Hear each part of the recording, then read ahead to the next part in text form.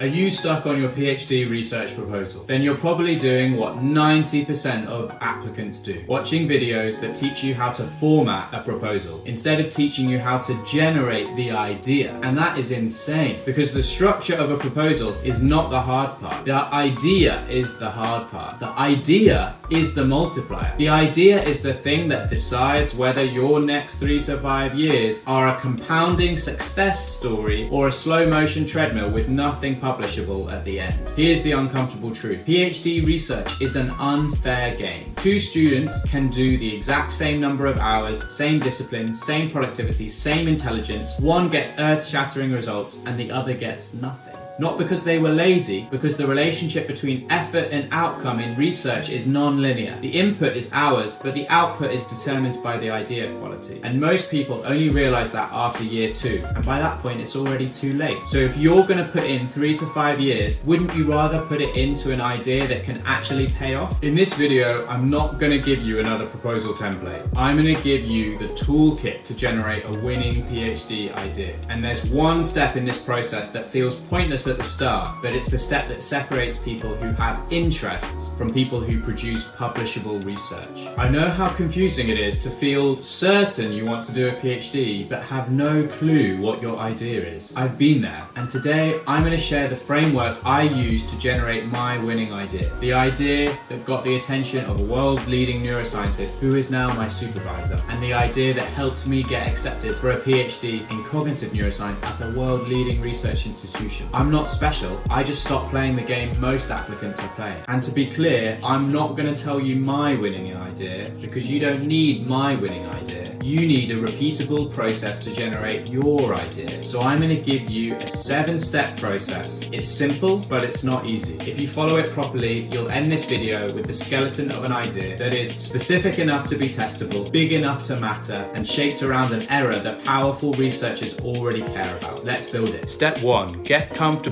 not knowing. This is where most people fail immediately because they want clarity before they do the reading, but you're not going to magic up a winning idea from vibes. At the start, you're a novice. You feel stupid. Good. That feeling is not a problem. It's the entry fee. If you can't tolerate confusion, you won't read deeply enough to find the real opportunity. And the next step is where you stop being interested and start being strategic. Step 2, pick a field you genuinely care about. Not something that sounds impressive, not something that your friends will clap for, something you can obsess over when it gets hard. Because your idea needs a fuel source and motivation based on prestige runs out. Now step 3 is the one nobody wants to do, but it's the one that creates the unfair advantage. Step 3, commit 1 week to mapping the literature. 1 week. No half reading, no surface skimming, no random papers. You're going to map the landscape. Go back 20-30 years and track the trajectories. What used to be believed, what got disproven, what became dominant, what keeps failing to replicate, what debates never die, because the debates are where the blood is. And once you see the debates, you're ready for step 4, the power move. Step 4, identify the most influential theories in the area. The biggest theories, the ones with the most citations, the loudest names, the frameworks people build careers on. Because you are not trying to invent a question in a vacuum. You are trying to attach your research to an intellectual engine that already has momentum. And now comes the step that produces the idea. Step 5, find the biggest inconsistency between 2 major theories. Go big. Don't hunt for tiny disagreements, look for contradictions that matter. Theory A claims one mechanism, theory B claims another. They can't both be fully true. This is the gap. This is the crack in the wall, and here's the key micro hook. You are not looking for a topic, you are looking for an error, because errors are publishable. Now step 6 is where you stop being a reader and start being a scientist. Step 6, diagnose the type of error. What kind of error is it? Is it a validity problem? Is it a reliability problem? Or is it a theoretical explanation problem? This matters because different errors create different kinds of research questions, and most applicants never get this far. They just say there's a gap in the literature without being able to articulate what type of gap it is.